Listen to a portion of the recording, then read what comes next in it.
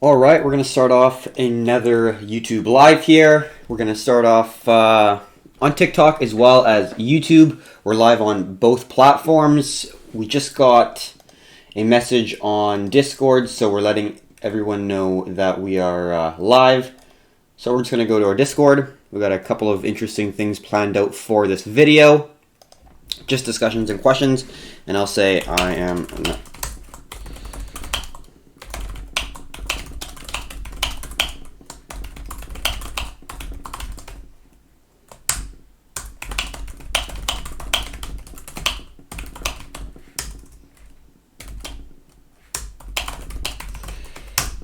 All right, so I got everyone to get a notification, so we are now live.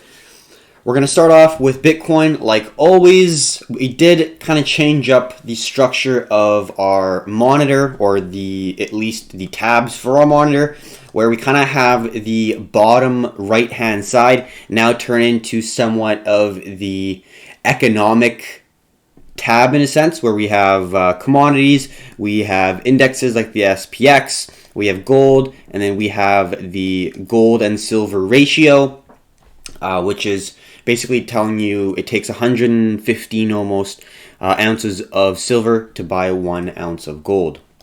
And we'll talk about that and why that is relevant a little bit later on, and what we could potentially see in the future. But we just got the 1 hour candle to close. That's kind of why we started it right now. And we're going to start off from the larger time frames, looking at BTC and then zooming in. We added a few things, but I think what we're going to do, we sometimes added it, we sometimes didn't. I haven't really heard of a response in terms of if it's beneficial, if we shouldn't do it, or if we should. So I'm going to incorporate it in this video before we dive in deep into the larger time frames and then working down into the smaller time frames for Bitcoin. We're going to quickly go over some interesting things that happened within kind of the time frames since the last video. The main thing we're going to be looking at is within the news section in our Discord. As we can see, if we can find it, it was talking about the rate cuts that we've seen, as well as the, I believe, $800 billion that the U.S. Federal Reserve is currently implementing to start their quantitative easing, which is this one right here. Bitcoin price tops 5.9K as Fed cuts interest rates at 0 and restarts quantitative easing, or QE for short.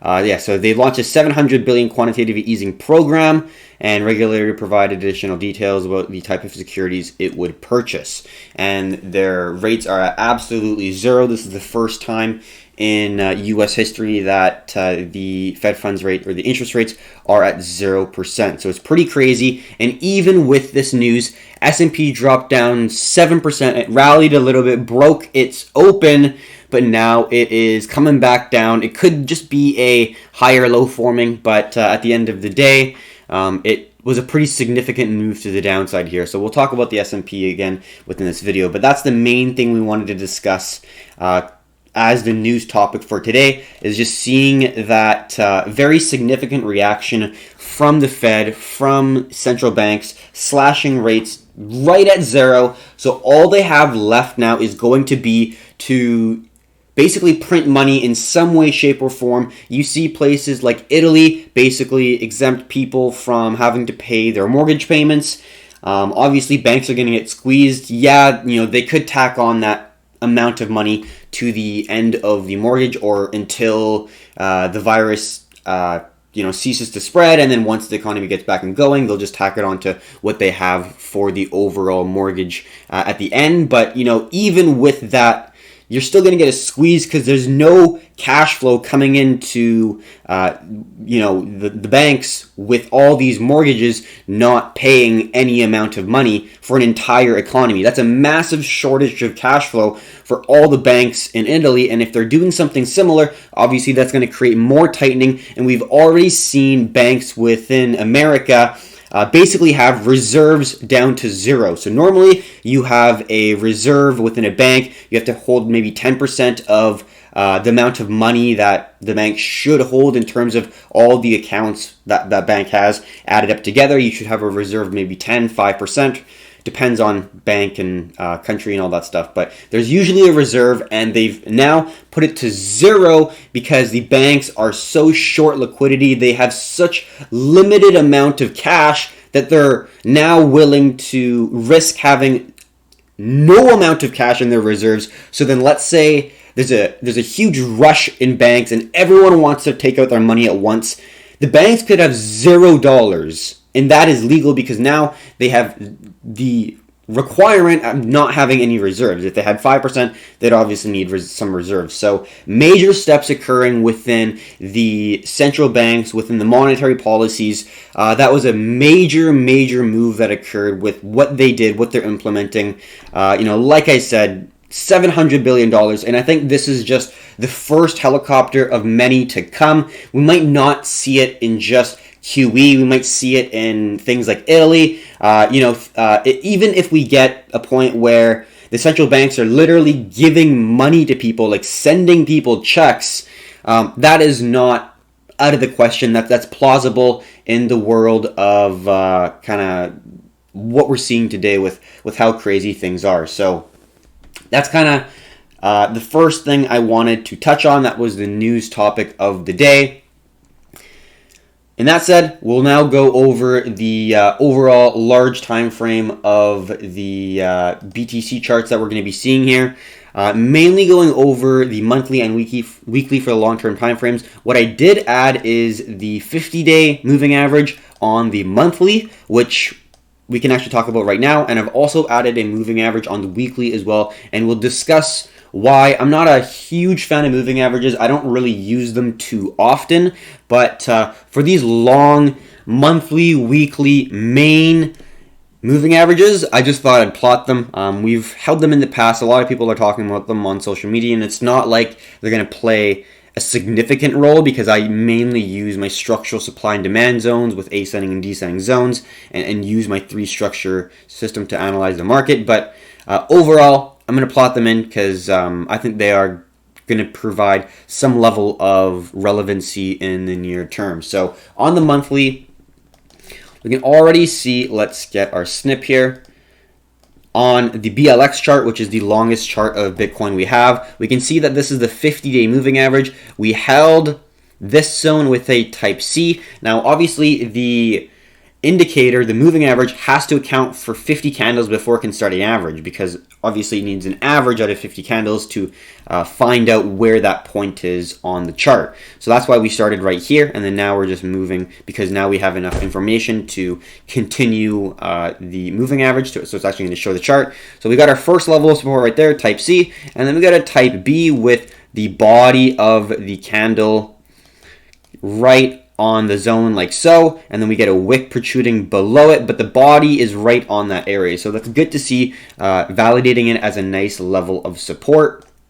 Not so much right here, but definitely on the second candle closure, we got more of a validation. Now, we didn't really see any touch when we hit that $3,200 level of support there, but what we're seeing right now is a potential candle closure on the monthly at this zone.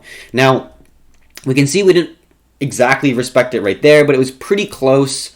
We might look at the monthly on the Coinbase chart, on the weekly, that will turn into the monthly, just to validate maybe if we got a wick to the downside there to touch that area on a different exchange. But on BLX, we did not see that area get validated. Even if we go like this, you can see it didn't touch that zone exactly. But what we're seeing right now is the significant pullback, obviously, that we're getting. But the candle is now right, the potential close is right at that zone. Obviously, we have half a month still to go, so there could be a lot of movement to the upside and downside. But if we're sticking within this range that we're seeing, we're pretty range bound right now. We did make a move to the downside. We tried to trade that. We got stopped out because it rebounded back up. That's not a problem. That happens. But at this very moment, we're just consolidating sideways. At this point, we're just Going to be more patient. Going to wait until we see a move to the upside or downside. We've got a squeeze. We pushed. We got a break back up to the upside. The bulls are definitely present around the $4,400-$4,500 range. So we'll get into that to the smaller time frames. But on the larger time frames, just speaking about that, could be a level of support, bringing in potential levels here. We do have that curved level if we take away the moving average. We do have this curved ascending support that we've been holding basically since the start of 2011, and we did break that, which was a pretty important level that we were looking to hold. So we could shift this a little bit so it does fit. It's not a exact line. Like, for example, a moving average is very cemented in whatever the formula outputs is the price, whereas a curved trend line is kind of best fit. Even an ascending and descending trend line is to some degree best fit. You do have to have quality anchor points and areas of rejection, but at the end of the day, it's to the eye of the trader. So it's the same case with this ascending curve trend line. We could shift it down here, and if we get a candle closure at that area, then obviously that could confirm it. If we do get a rejection and push back up, we could get the candle close there, but at the end of the day, it did break this support zone. So we do have to understand that there's a significant movement to the downside that we are seeing. And we'll talk about more in depth on the weekly. Just wanted to discuss the monthly and where we're currently going, where we currently are. But in terms of where we're currently going potentially, the main level that we are seeing is if it's not going to hold at that previous resistance of the market structure. We'll just zoom in right here. If it's not able to hold at the previous market structure at around 42.41, the next zone is definitely going to be around this area, around 32 to 3K.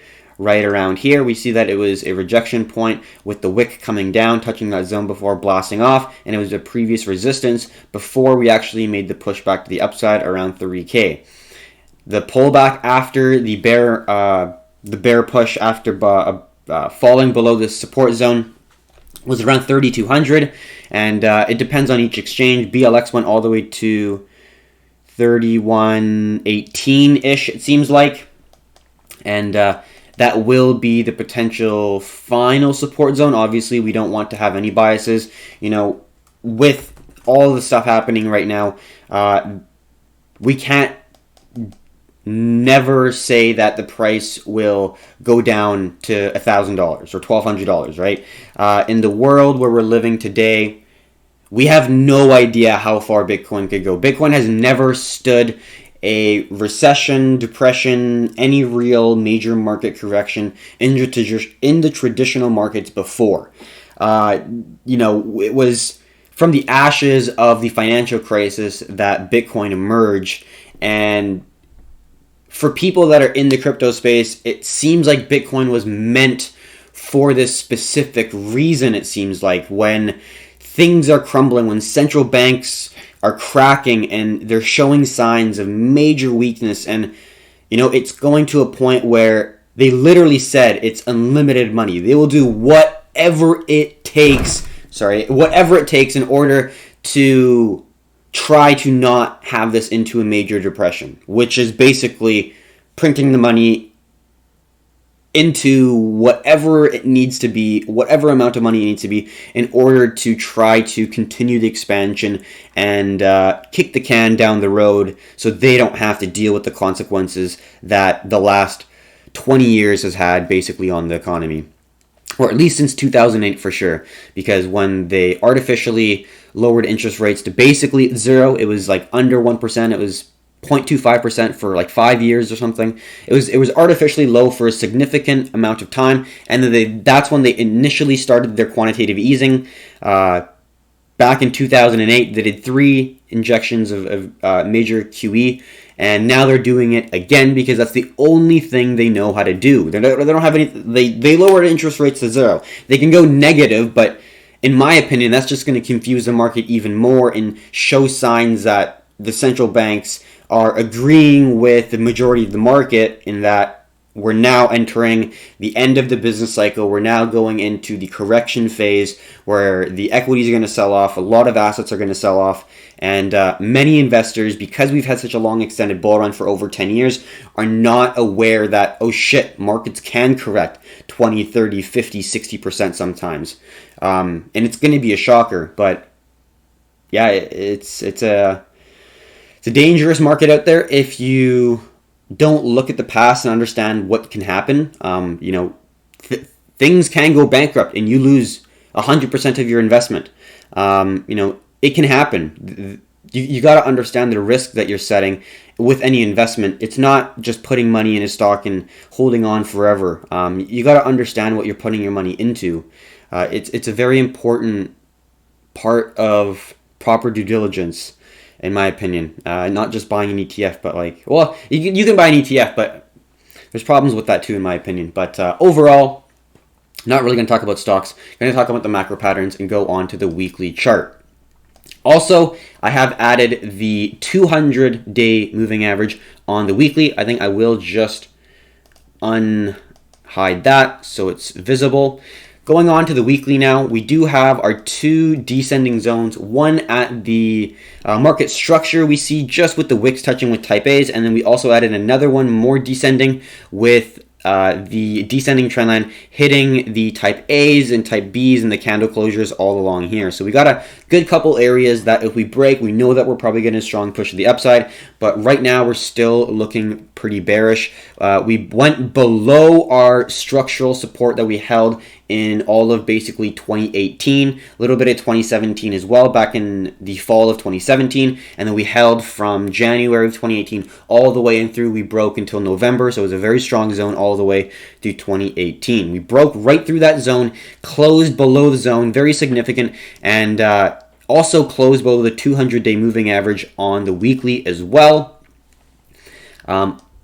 Are still holding above this descending level of support. Although, like I said before, it's a best fit. It's not going to be a direct line that every single person draws the exact same. It's going to differ from trader to trader to some degree, and that does look like it held for the previous week's candle, and this current week's candle looks like it is potentially breaking the zone. There's more bearish indication because we broke the horizontal zone and the moving average, and there's just a shit ton of volume that came in. So overall, there's a ton of liquidation. There's a lot of panicking sellers, and overall, how did this happen in terms of the aggressiveness? You got to look at the overall market as well. You're seeing across all asset classes, massive sell-offs, and people need to pay off margin debt or just debt in general if they've over-leveraged in any investments.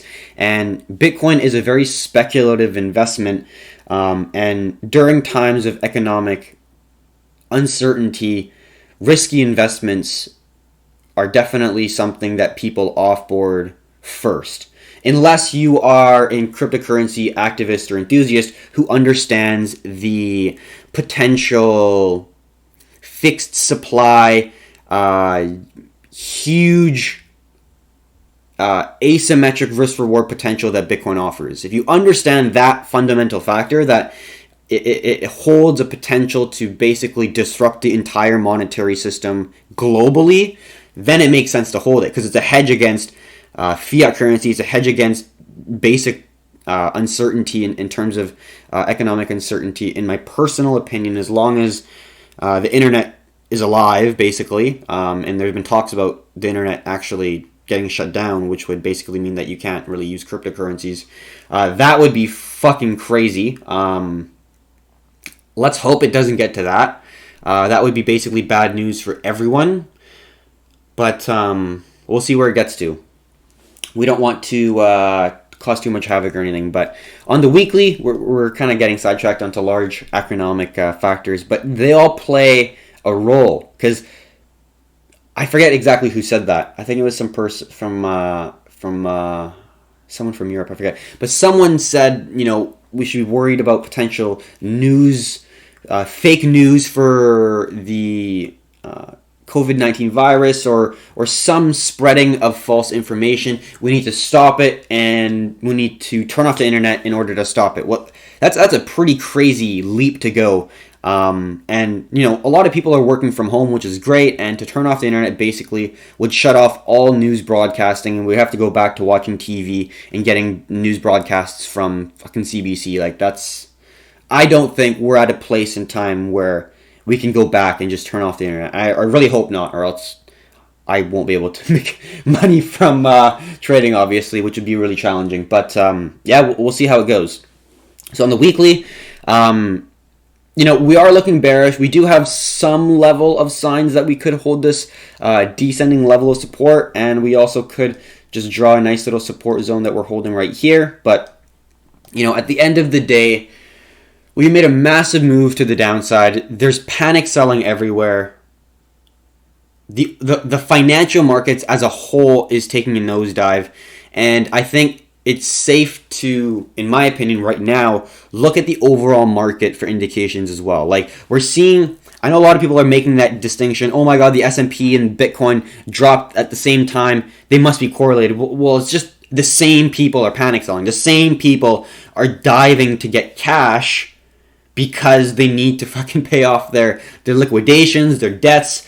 They know what's coming, and they're trying to hoard cash to get through this thing, because I think a lot of people know that it's going to be serious, and there's going to be a lot of economic impacts due to economies completely shutting down. Like, how could it not have an impact economically from restaurants, tourism, airlines, cruises, any sort of like movie theater, conferences? There's so many things that are canceled, and that's a lot of jobs that people rely on. With less income, less people spend money. One person's income is another man's.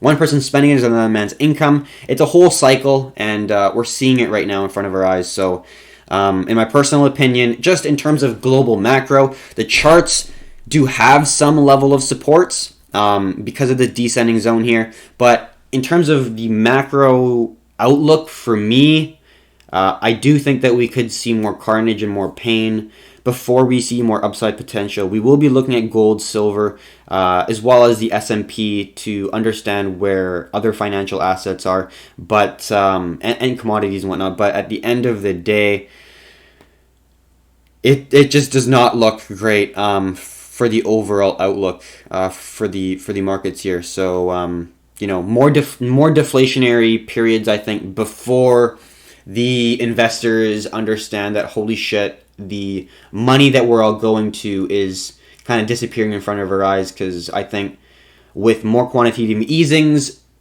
people will realize, holy shit, they're printing a lot of money. And we'll get into the different economic stats later in this video, but just something to keep in mind. Now going on to the smaller time frames, I basically said we can hold a level of support, but we don't exactly know. We're consolidating at this range right now. Try to enter a short, did not work out, so we're now just basically holding still, just waiting for the price to give us a better option. Going to the 4-hour chart for the CME futures, this is the Chicago Mercantile Exchange. We do see more buy volume coming in, which is interesting to see. We are holding this green zone. This is that descending level of support that we saw on the weekly here. We saw an anchor point, and on this chart it looks a little bit more well respected. We see our first touch, and we see 1 2 3 1 2. So overall, very, very well respected. Over 4 major touches, making it a dependable zone. And we can see right now in the daily chart on the CME, we got candles with closes above the zone. This is a type C, so it's not perfect. You got a wick to the downside, a candle body closure, not even close to the zone.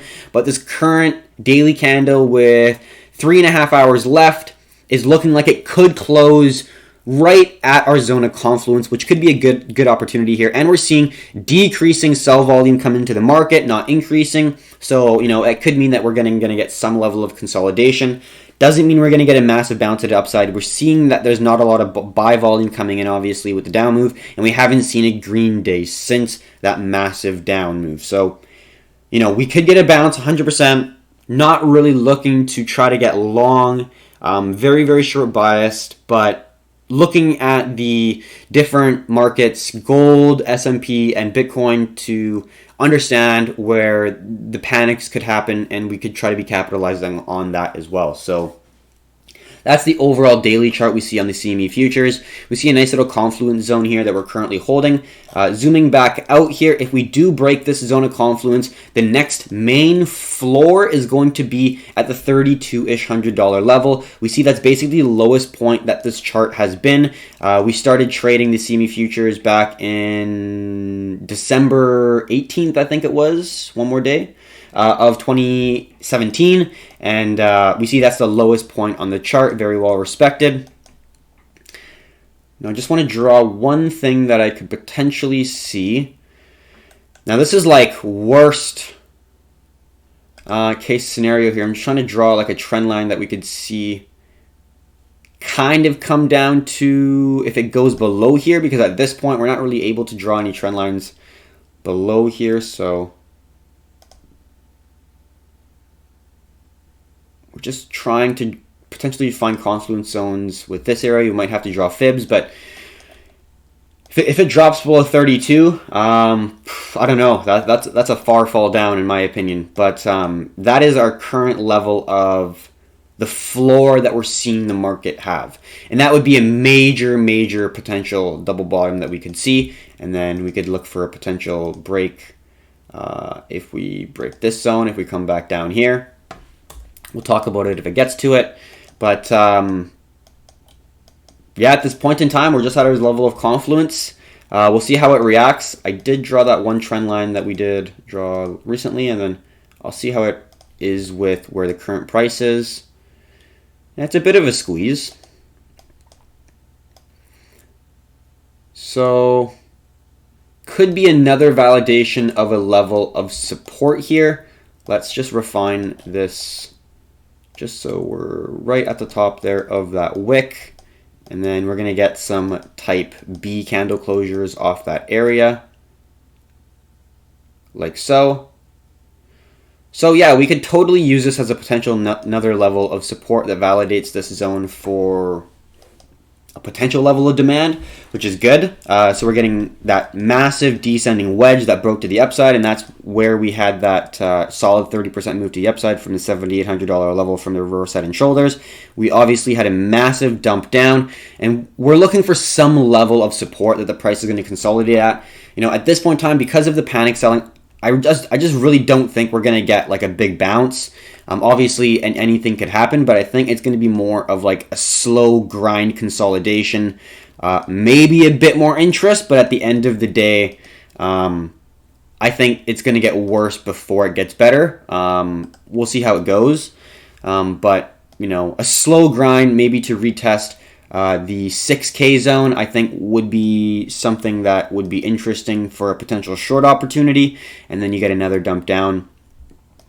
Let's actually use the snip to talk about the daily chart, because this CME futures exchange is actually giving us a pretty good clear understanding of where potentially price could go. So like we said, key level of support that we're currently holding, we can see that it was a previous level of support in the past, and it's a zone of confluence with our anchor point 1, 2, 3, 4, 5. So yeah, it's a very dependable zone that we're currently holding. And then also the trend line that we just incorporated, which is our anchor point here, we see 1, 2, 3, 4. So yeah, it's also a dependable zone at the same zone as our other two areas, creating a very dependable area where price could be seeing buy pressure. And that's currently what we're seeing right now. Now, at this point in time, we can't assume that it will 100% hold because of the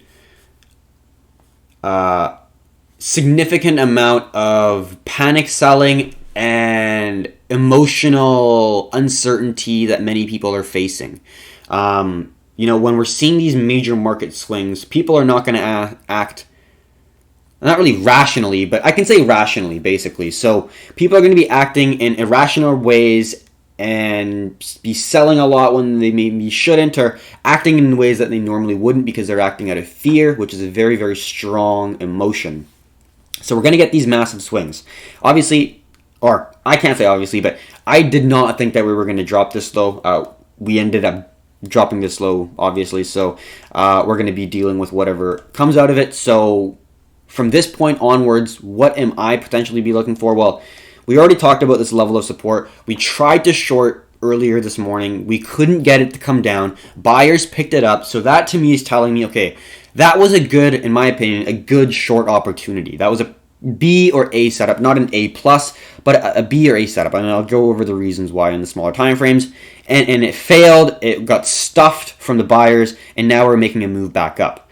And gold made a move to the upside after it moved down. S&P is now making higher highs and potentially a higher low. So we're seeing a little bit more buy pressure into the market, and it's giving me a lot of hesitation to now enter into the market again. So at this point in time, I'm going to see if it's able to hold. If it does, this is my potential game plan. I want to see the 6K zone hold as a resistance. We can see resistance all along to 2018. Might not be perfectly there. We see that at the 65-ish zone. There's also a minor level of support, so it might not be perfectly there. But ideally, what we're going to be looking for is a series of higher lows that a trend line is able to hold, and it's going to be either touching 3, 4, 5 times, 4 or more, ideally making it a dependable zone. At that point, we're going to be looking for a classic break to the downside, push to the downside. We're looking to enter at the completion of the exhaustion. This is a push to the downside. This is a strong impulse push. We're looking to enter at the completion of the exhaustion phase before it makes the next push to the downside, or impulse push to the downside. That is the goal for us traders. And we had obviously a massive push to the downside, and we're probably going to get a pullback here to some zone. My speculation is going to be around the 6K area, because we've seen that area be such a strong level in the past. And once we get that trend line to come in and we get the price to test this zone and weaken, and then we start seeing the market structure change, breaking the supports, holding of resistances, making lower lows and lower highs. You're seeing VSA, more sell volume coming in, volume distribution. You're seeing no demand candles. We're looking for our set specific criteria for this trade in order to capture a potential move to the downside. So then we're able to potentially break back down below the zone, maybe testing this trend line, or even back down to the 32 level of support. So overall, I am still a little bit bearish, because we just started our bearish market. Like, we'll go into the S&P, but it wasn't long before we were hitting all-time highs on the stock market, and everyone was roaring that there's no bear market. And we got a couple DMs saying, I'm bullish. And that kind of sucks for them, but it changes quickly, right? And I had no idea coronavirus was even going to be something that we were going to be expecting, and we were bearish on the overall economy, but that was more global macro health, not pandemic craziness that we're seeing right now. So it escalated very, very quickly, but we're trying to act to the best of our abilities and extrapolate what happened in the past to understand what could potentially happen in the future. And what happened in the past is all assets are deflationary. All assets decrease in price before the investors look for safe haven assets like gold and silver. Everyone knows recession, people go into gold and silver, but there's no real time frame or some setup that goes into it. And I tried to break down more of the structure of what happened and understand it, so then I can play this current recession out better. And that's what we're doing right now. So now we're going to go on to a different daily chart, which is the Gemini exchange. We can see we still have those nice descending trend lines that we're currently holding, both as resistance and support. And we see that on the Gemini exchange, we are holding this level of support here pretty well. We got our first injection with very strong buy volume, pushing the price right back up, something that we did indicate. So, in that said, we've already understood that. So maybe we shouldn't have tried to make an attempt for another move to the downside. Hindsight's always 20/20, so unfortunately that did occur. So we're going to be patient, and we're going to see if we're going to make some higher lows. Now, we're seeing major volatility here with some lows very, very significant in price. But if we're able to make a trend line here on the smaller time frames, obviously it'd be like this, and it'd be a lot easier to see. But that is the potential, and then we'll maybe get another test. Not even to the lows here, but I think we'll get some level of retracement, and we could draw a nice ascending trend line on that level of retracement and then try to make another short to the downside. And we can very clearly see this resistance that the current consolidation is making at the highs here of around 6K, and we can already see that occur. I'll just take away this. Just within the consolidation, we can see that we're holding a level of resistance just with the wicks under the 6K mark, so that is a pretty significant area. And that's basically what we're going to be talking about on the daily chart. On the 4 hour, that's the next time frame. So this is the trade that we did take on our hands here. So let's just talk about it. So we held the green descending trend line. This was taken from the daily chart, so it's respected. And then we held this level of support here, this horizontal level of support, which was also a significant area. So it creates a zone of confluence where you have a descending zone and a horizontal zone coming together at a central point. It initially was a support, as we can see, major wick to the downside, bringing the price right back up with strong buy volume coming in. With buy volume, coming back after, there's obviously a decreasing amount because the buyers are mainly within this zone. As we can see, once it came in, the buyers pushed it back up. But overall, we are seeing that this range has seen a lot of orders within the area. And we can tell by the wicks and the volume and kind of the VSA analysis. So the attempt for us was to short this squeeze that we saw right here. That was the squeeze that we shorted, and got a push to the downside, a pullback, and then look at what we saw. We saw the candle close right at that zone with increasing sell volume coming into the market, with a wick touching the previous support right here, turning into a new level of resistance. To me, there was a decent amount of confirmation on the 4 hour and larger time frames that we could see another push to the downside, especially after this candle closure right here, increasing sell volume coming into the market. We could have said, yeah, there was a lot of pressure from the bulls in that previous rejection, so we shouldn't have shorted, but that's the way it goes. That's okay. We're going to be looking for a potential move now. Oops, that was definitely not the best trend line. The first option, I think, just to understand a potential shift in trend if we were to look for a more bullish sentiment, would be a break in this zone. But I think the main zone that we want to see break is going to be the 6K zone. If it sticks under here, I'm definitely looking for basically only shorts at this very moment. I can't get a straight line if my life depended on it, seems like. But, that's an option for another short area right here. So we're not looking for anything too complicated, excuse me. And we'll discuss the 1 hour, what we entered, why we entered, and kind of discussing the overall outlook on the trade. This is the trade right here on the 15-minute. We got a rejection right here. Came back, and that's where I entered, basically right around here. And it came back above this zone. I took off the trade. I said, nope, don't want it anymore. But I was playing off of the larger, this zone right here. Let's get our snip. So we can draw the descending trend line connecting the high, the lower high, the lower high. This was a wick on the 4 hour, but on the 1 hour it closed at that zone. So we can just connect the lower highs right there, and then this is the higher lows. Very, very messy anchor point right here, and that's why I wouldn't classify it as an A plus or anything. It'd be like a B setup, because you see 1, 2, 3, 4, 5, so it's a dependable zone. 4 plus respects of an area is a dependable zone. We got to push to the downside. We didn't see any pullback, so we were patient. We got our first pullback right here, our first injection of sell volume coming into the market, and then now we got our pullback, and this is our second injection point of sell pressure, and we were looking for that to come in. Did on the smaller time frames. It looked pretty bearish. We saw increasing sell pressure coming into the market, but inevitably we pushed back up, and now we're just basically patiently waiting to see what happens. We can probably close this, and now we're just in a trading range right here, a massive trading range, but still trading range nonetheless. Sitting around 6K as the resistance, and the low at around 41, and that's a pretty important zone if we look at the daily. The $4,100 zone has been the major ceiling for the structure we had in the end of 2018, start of 2019, after the break of the 6K zone. That was a very, very well-respected resistance, which is now turning into a potential level of support. So on the hourly, we're in a range. Mainly, we have this level of supply around 6K that we're seeing the price hold under, which is going to be...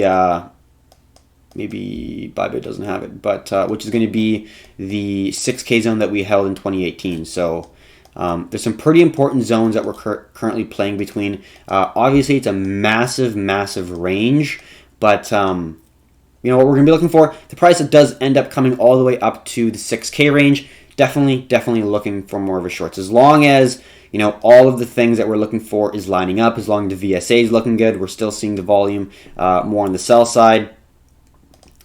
Ideally, something, if we're able to hold a nice ascending zone, would be the best case scenario, because then we are able to get a good little entry where we have a limited risk, we have market structure, and we have price action. So if we get, you know, a wave like this, what do we see? Well, actually, it probably wouldn't be like that. Actually, it'd probably be like this. If it does here, it probably is going to go like this, and it's probably going to be like that. So we're going to hold this resistance if we are going to hold this zone. This is an ascending triangle pattern, right? But we're squeezing, and we know that this resistance is very strong.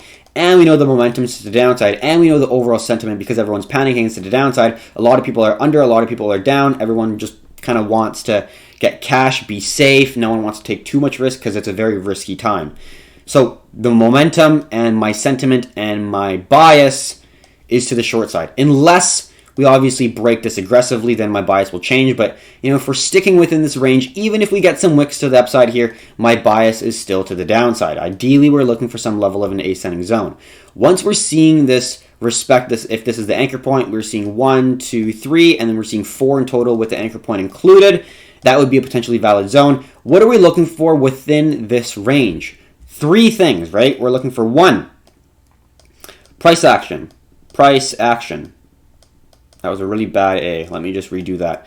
And price action is basically breaking the either resistance zone or ascending zone on whatever you're trading. This is an ascending triangle. So if we're looking for a short bias on an ascending triangle, we want to wait for confirmation, but we're waiting to break this green ascending zone. That is a break in the ascending triangle on the short side, breaking the support. That is price action confirmation. 2 is market structure. MS. Market structure is a series of higher highs and higher lows, or a lower high and lower lows, or consolidation. Currently, we're seeing consolidation.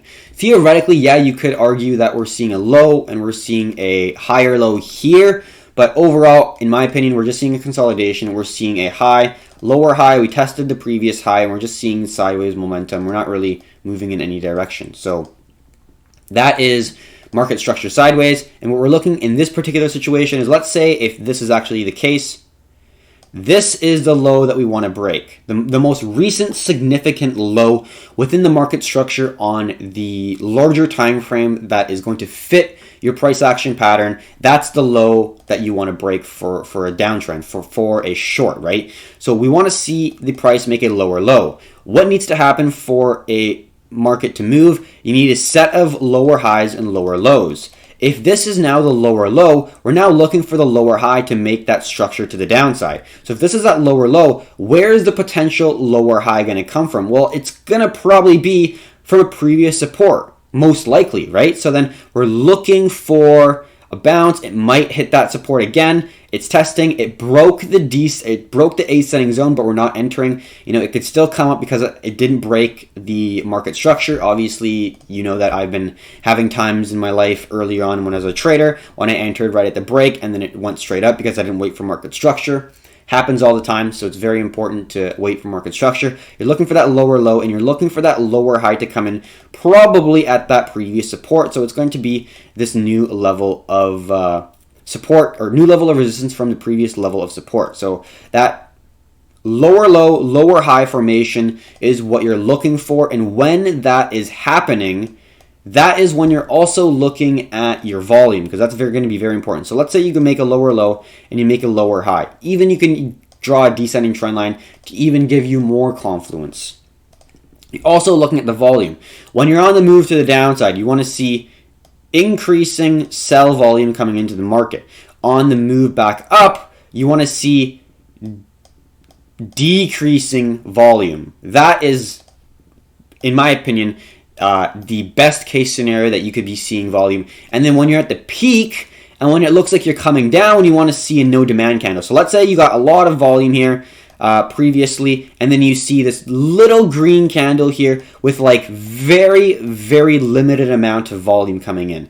And then the next candle, ideally, bearish engulfing candle, lots of volume. That would be our entry. Boom. That is, to me, a really good trade because you have VSA, we talked about, market structure, and price action all come together to give you a great story and a great overview of what we think is happening within the market. So, we're going to have to be pretty patient here because obviously the market is still just kind of consolidating sideways, not really seeing a whole lot, but seeing something like that would be an option I would be very interested in. Now, obviously there's a lot that needs to occur before that even comes into fruition that we could even trade, but something along the lines of that where we're using the 6K zone as a level of resistance, where we're squeezing up close to it, would be something that I would be interested in shorting. So that's basically the overview. Now, if it breaks that zone significantly, if we're seeing strong bullish volume coming into the market, we got to scratch all what we said and start kind of from fresh in terms of the 6K zone. The overall structure of the short will remain the same, but that particular trade setup there will no longer be valid because we've broken and taken out this resistance. We could move it up here, but I think that this is going to be kind of the consolidation support or supply zone that we're going to see. So, because it's in confluence with the previous major level of support that we saw in 2018. So, that's basically the analysis for BTC. I thought this Monday was going to be a little bit more volatile. That's why we got an entry at this zone here. But turns out we're just going to consolidate a little bit further. Woke up pretty early for some action. Didn't really see it, but that's okay. Still really like to see how the markets move after a pretty crazy weekend of news in terms of the Fed rate cutting, the Fed cutting rates, as well as the $700 billion, I believe, in QE and what they're going to implement in terms of buying assets within the financial markets. So very interesting to see. Not a tremendous amount of movement. We did get our circuit breakers to go off on the S&P, but we are getting some consolidation at this point. We'll talk about the economic factors at this point right after we talk about the longs and shorts within the market. So we're basically now making new higher highs and higher lows from the margin trades that are opened on Bitfinex, meaning that there are more and more and more people opening short positions on Bitfinex, gaining short side exposure. Not even selling, but actively opening shorts. So they now are leveraged to the downside. Now, this is two things. A, if we do make a downside, people are probably going to be adding to their positions because it's mayhem, and if it drops hard. So expect aggressiveness if it drops. But one thing to note, when we're seeing increased activity in short positions entering the market, one thing to note, we may possibly get some short squeezes with increased activity in short exposure. If we do get some momentum to the upside, these shorts are going to get out of the market. They have to. They're not going to hold on forever.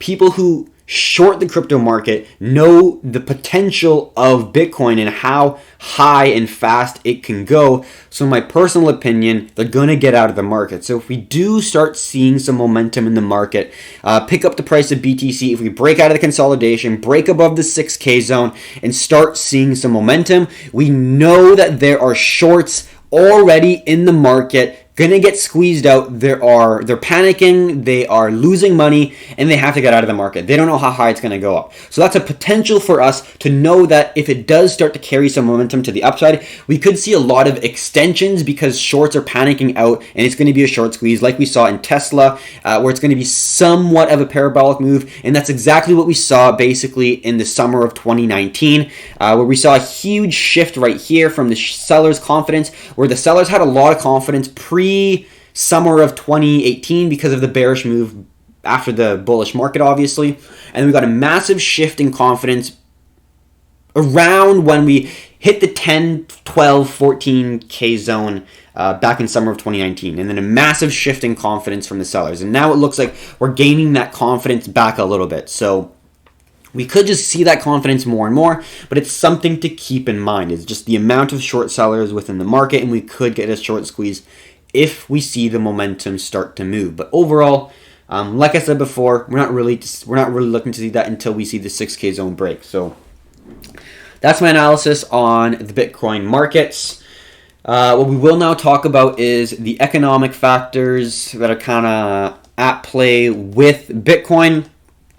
We got SPX first, and we got a couple commodities, US oil, gold, and then what I also incorporated is the comparison, the gold and silver ratio. So it's going to be basic, like I talked about before, it's basically going to be telling you can buy with 1 ounce of gold, 115.8 ounces of silver, basically. And it's the highest it's ever been in history, so it's very significant. So we're first going to talk about this S&P 1 hour chart here. Talked about this on our TikTok and the structure that we're currently seeing within the market, but we're going to talk about it yet again within our YouTube video. So we're making obviously clear lower lows and lower highs. This is a lower high, this is a lower high. Strong level of support here turning into new level of resistance at around 27,000. New level of support at around 24,000 with a strong rejection after the circuit breakers went off from the dump down from yesterday or from Friday. And after this is this weekend, and then now we're seeing the price able to hold that $2,400 level of support here. But, like we talked about on the TikTok, now we're just in a short squeeze. Now we're just in a squeeze, not a short squeeze, sorry. We're just in a normal squeeze, so we're seeing a level of support here. Gonna hold that $2,400 level of support, and we're gonna be looking to see and continue these lower highs from forming. Now, there's basically only two ways that we're gonna go here, and we trade these all the time, so we know exactly what's gonna happen. Okay, sorry. We don't know exactly what's going to happen. Take that back. We know what we're going to do in different circumstances if certain situations happen. We do not know what's going to happen. But all we know is we're going to be doing criteria A if this happens. We're going to be doing criteria B if this happens. Kind of that scenario situation. So we have a specific plan for different outcomes that we could see from this market structure. So right now, in a consolidation, and I don't know how far we're going to go. The apex is right here. So this is the end of the funnel where we're going to have to make a decision.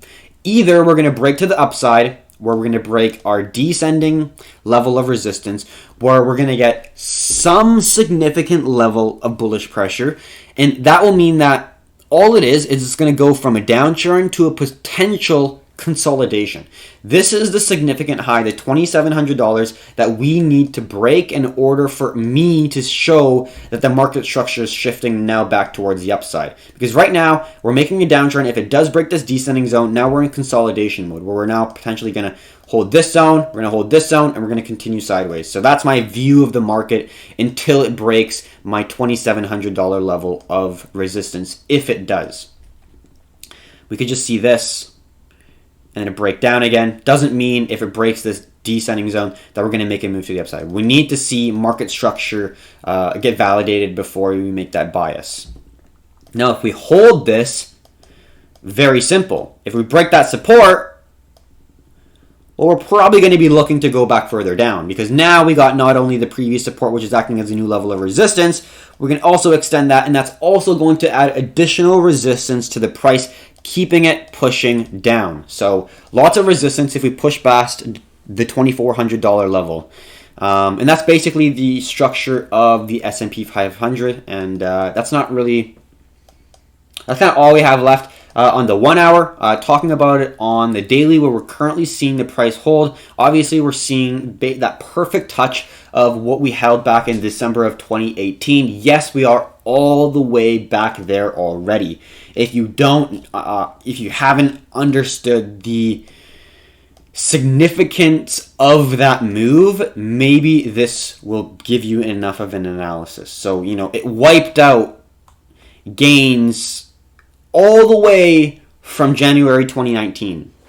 every single dollar is wiped out, and now we're basically back at where we were beyond that, and even before then, right? So that's from August 2017, theoretically, is where we're back, right? So anyone who bought from August 2017 onward for any major index or any major stock probably is now break even or under. So the sheep herd is definitely worried at this point, and we kind of got our final level of support here, where kind of mayhem started to emerge, where we started getting that parabolic move. And obviously 2016 was a very major important market as well, because we got the flash crash that appeared here as well. But we lifted off, and I think a lot of people were surprised by that. But we're it takes the elevator down and the stairs up. So I do think that we will get some pullback here, but the sentiment is obviously very, very bearish. We didn't even see that level of a correction in 2008. Like, look at the difference. This is current. This is 2008. At least in 2008, we saw clear lower highs and lower lows before the worst of it. This right here, in around October, September of 2008 was the worst of it, where we saw the fastest drop in the overall stock market, right? But we saw clear lower lows and lower highs beforehand. We're going to have to go to another exchange or another chart to see the different time frames. So let's go SPX and then go on the monthly. Remove those drawings. So I think the weekly is a better representation. So we can see, obviously, massive breakdown, right? Here is not as bad. As we can see, if we compare the two, it doesn't look as bad in 2008 as we did right now. It was a push up and just an instant sell button sell off, with just like literally dropping a brick from the Empire State Building all the way down. Crazy. But it's only been, from where we are now, around 27-ish%. And the two previous market sell-offs we had, .com and the real estate financial crisis, were both around 50% in correction from the highs. So this is the highs here. From high to low, it was around 50%, as we can see from the .com crash. And then from 08, the financial crisis is around 57%. So from the highs where we currently are, we're still around only 25. Dropping to around 50 would make a lot of sense. Look at how perfectly this lines up. Okay, maybe not, it was perfectly. It went a little higher than before. But basically, I was aiming at this zone right here.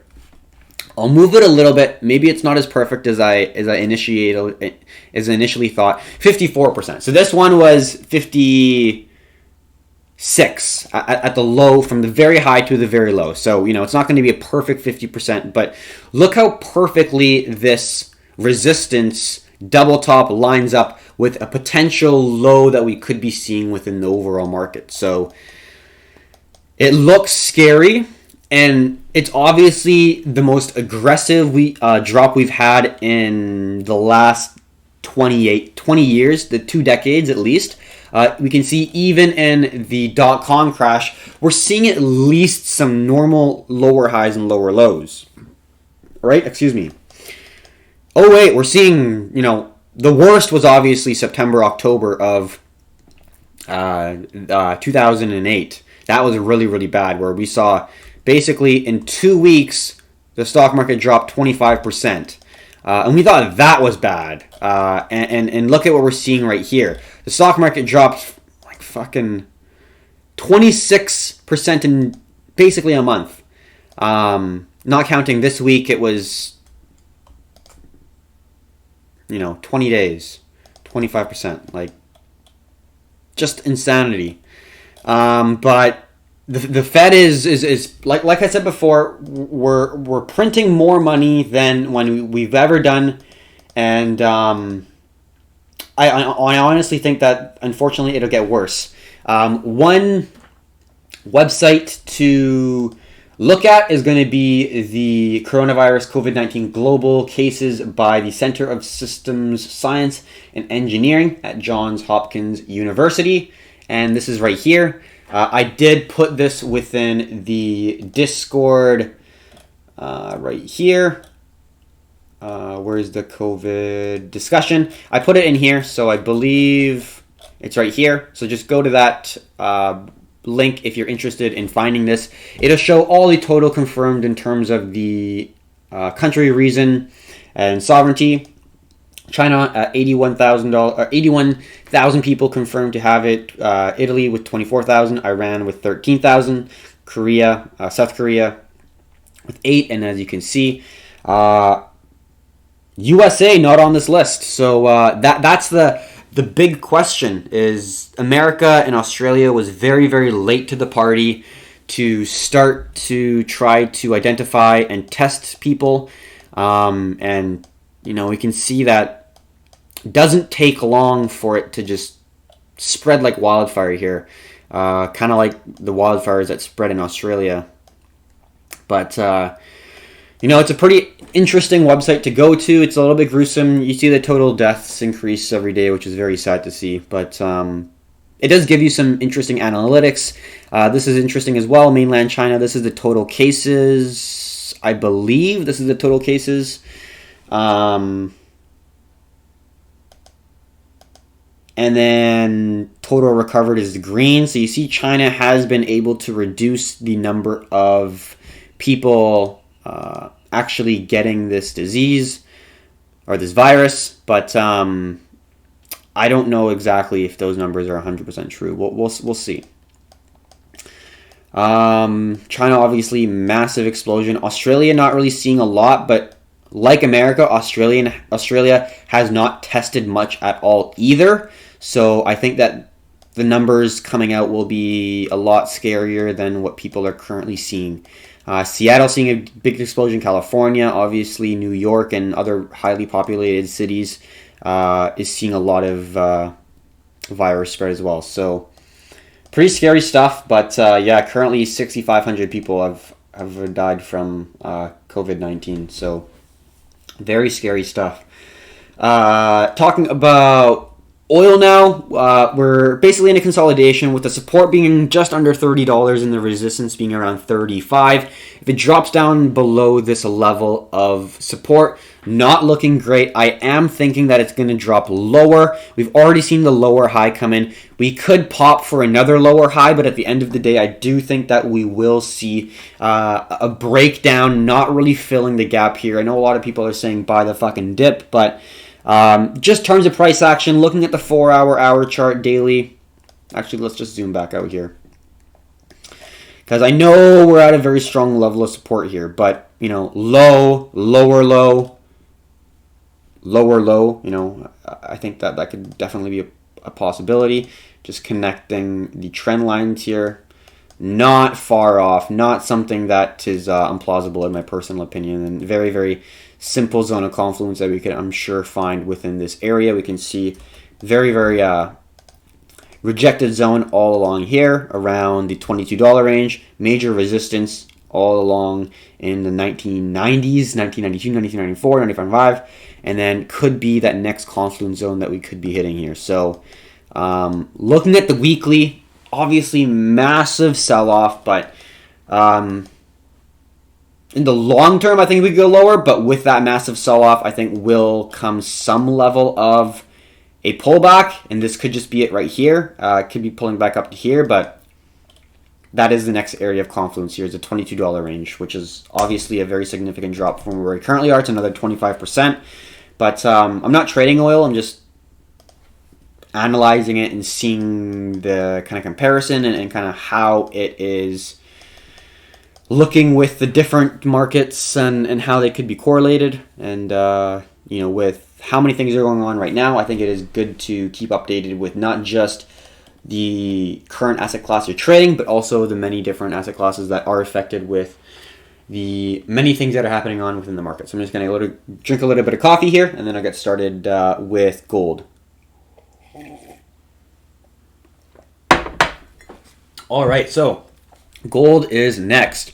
Gold took another plummet down here. We were holding a nice level of support right here. when we're doing our last crypto market update. Actually, I think we should stop calling it a crypto market update, to be completely honest, because we're covering a lot more than crypto. But this 1550-ish $100 level of support was holding quite well, and on the smaller time frames at least, but obviously on the daily, it was no hope. Right there, if one bounce, rejection, bounce back down. And then now we're, looks like could be kind of coming to our ascending trend line here, but overall it's looking pretty damn bearish with that massive bearish move to the downside. Somewhat, I guess you could say, relieving, knowing that gold is going down the same as Bitcoin in terms of direction and aggressiveness. But you can never really say that you're happy when assets that you hold go down. But yeah, we'll see where this closes on the daily. In terms of where we currently are right now, I did draw this trend line in as a potential level of support. Doesn't look like it's holding right now. And we did touch this 1450 zone, which is a key level of support horizontally. Because we can see it was a previous level of resistance, which turned into a nice level of support, which was this descending trendline squeeze. Got a really good entry at that point. It pushed up, very, very significant move, and now we're going to crash and coming right back down. And it's going to be a bit of a shaking of weak hands, in my opinion. So, you know, the people that aren't really confident or whatever might be wanting to get out of gold, but the people who are having a little bit more conviction are seeing this as a potential opportunity for one last entry. Kind of same thing with BTC. Obviously, we're seeing a major sell-off, but, you know, I think that it will recover in time. But in the short term, definitely a little bit more bearish. So gold, not a whole lot more to talk about. We do know that there's a level of support at around 1450. If we break that, very, very strong level at 1400. That's the level of resistance that we were holding for 5 years. We can see back from 2013, we initially held it as a support, and we've been holding that structural key zones from that point onwards until we broke it in June of 2019. You know, could be a level of support we could hit. We see that it is a zone of confluence here where we have the ascending zone creating higher lows, and we're connecting those higher lows right here. And then we see that zone of confluence basically at that $1,400 zone. So we could hit that zone if we get that another leg down. That could be the area where we start reversing back and pushing up. We don't exactly know. But, you know, gold on the weekly looks pretty bearish in my opinion. As of right now, because of the massive bearish move that we had. We did an analysis yesterday on the comparison during the 2008 financial crisis, looking at gold and the S&P and comparing them and seeing what happened to gold during the financial crisis. It's very important because you see how gold reacted during major panic sell-offs, during points where there's a little bit of uncertainty to major catastrophe. And seeing how gold reacts, right? And the conclusion, in short, is what I found is there's going to be a period when overall sellers are going to be very, very panicking and just trying to liquidate positions to gain cash in some sense, but not really seeing any major significant pushes until the later half of the recession or even depression if it gets to that point. So at the start, it's messy. It's deflationary. Like gold goes down, a lot of assets goes down. It's just a messy situation. And if you're able to short, that's fantastic. But it's a tough situation if you're just trying to use gold and silver. I think at this point, it kind of makes more sense to honestly short stocks because there's a little bit higher probability situation. But once there is this shift in psychology, then you will get that shift in the overall mass psychology where people are going to be started going into gold because people will think, oh shit, inflation. Last time in 2008, they started implementing quantitative easing. Oh shit, that's a lot of money printing. Could the US dollar start to see devaluation? I think the same thing could occur this time around. They're already starting to implement quantitative easing with $700 billion already printed, ready for use for their QE. And I think they're just getting started with that. So that's gold. Now, this is the comparison of gold and silver. This is the gold and silver ratio. We're basically at the highest point we've ever been And let's just draw a few more zones. I think I'm going to be drawing this zone right here. Not perfect. I think I'm going to drop it down to here. Yeah, I'm pretty happy with that. So currently, what this represents and what I'm trying to illustrate is this idea is silver is more volatile than gold. Bitcoin is the more volatile version of silver.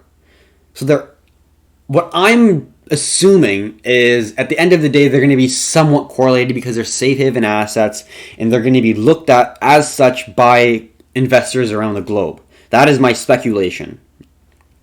In that said, this chart is going to show the volatility. And look what happened back in 2008. We saw the gold and silver ratio spike up, and then once you started to see gold explode, kind of around here, we see, let's look at gold. When did it start to explode? After 2009, and look at 2010 and 2011. Huge moves up, and it kind of ended in fall of 2011. Right? Fall of 2011, right around here, is kind of when that bullish move ended. So you can see that there's a big shift in this zone here, where the ratio of gold and silver switched very, very quickly.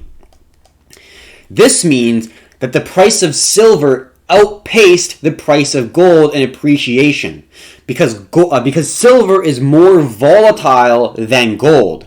Now, my speculation is that during this time, Bitcoin will be even more volatile and having more price appreciation than silver, and silver will have more price appreciation than gold. And gold will kind of be the standard of safe haven asset price appreciation in a sense. So in terms of volatility, that is the speculation I'm going to have. So what we're looking for right now is kind of that breakdown with that gold-silver ratio, when we're going to get that shift from the silver starting to now take charge and start to appreciate more than gold. That for me is another indication that, okay, now the shift is starting. Investors around the globe are now considering these precious metals and these potentially cryptocurrencies as these safe haven assets to protect themselves against inflation from these fiat currencies being printed from central banks. So we're looking for that.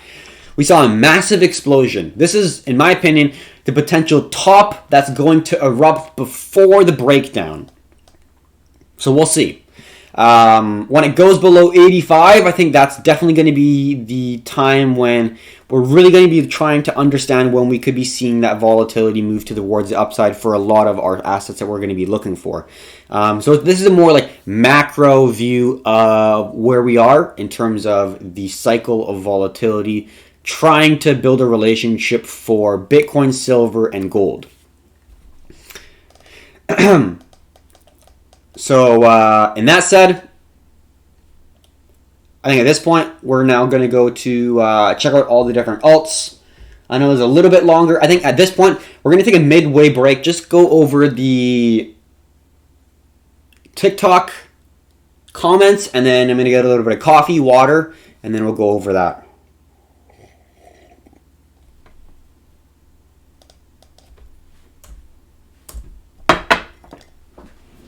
All right, so I'm going to go all the way back to the top. We've got a lot of comments here on TikTok, and I'm going to go straight from the start here.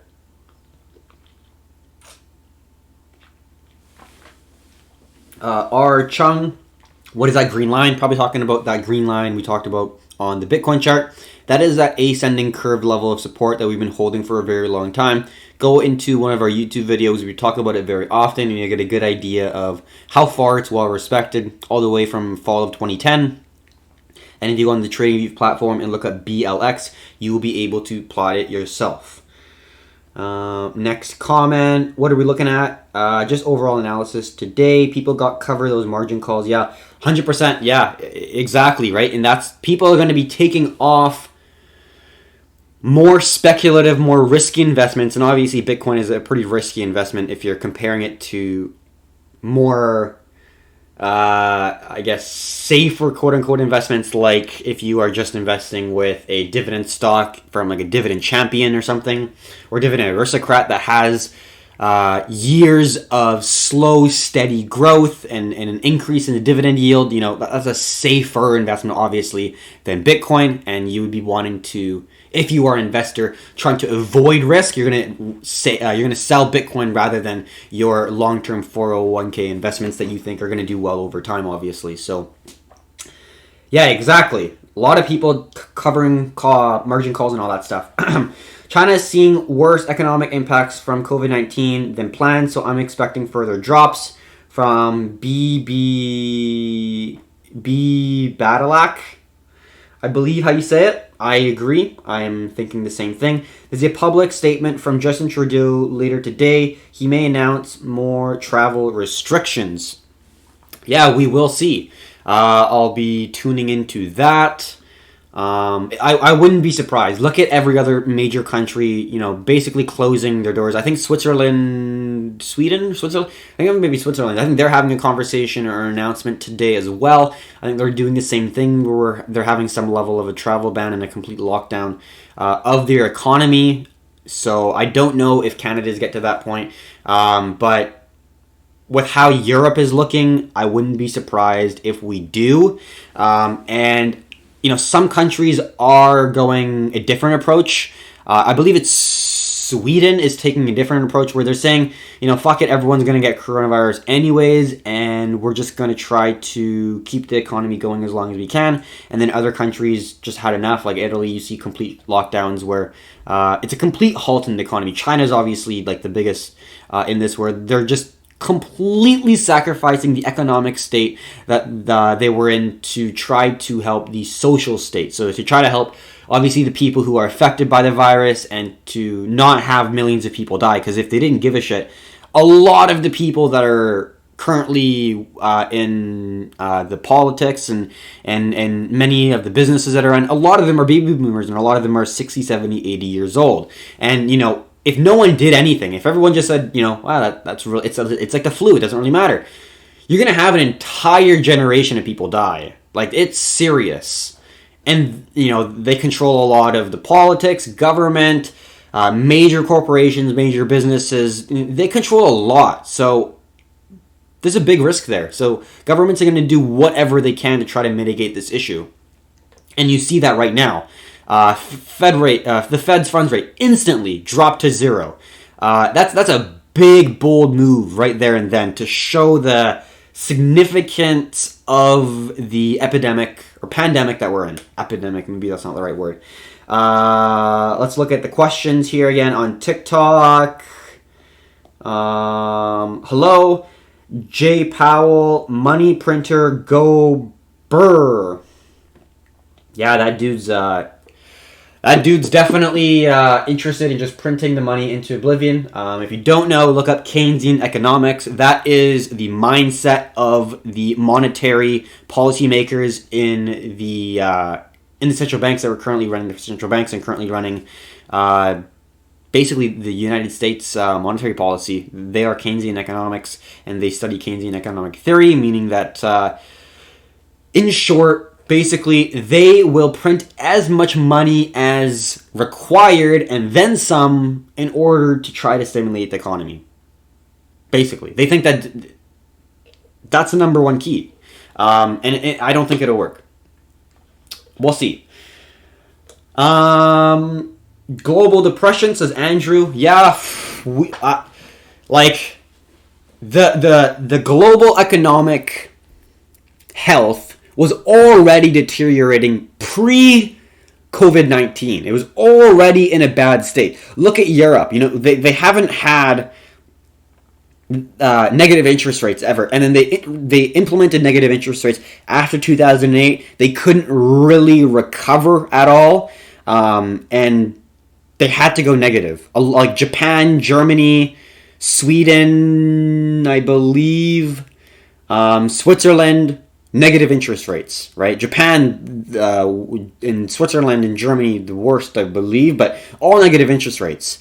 Before the coronavirus, they're already saying to everyone, they only have so many bullets. They have two bullets. They have interest rates and they have increasing the money supply. The ECB was already increasing the money supply pre-coronavirus. We already know places like Greece are totally fucked in debt.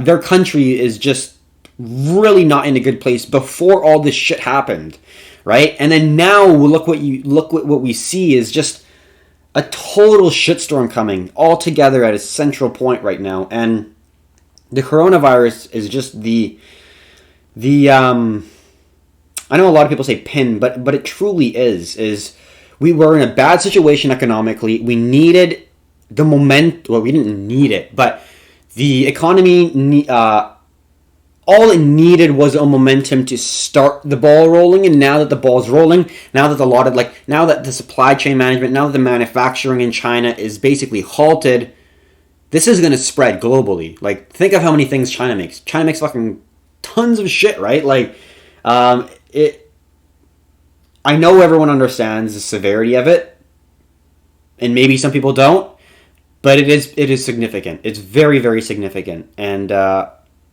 it's good to be a part of the markets right now, but we have to be careful.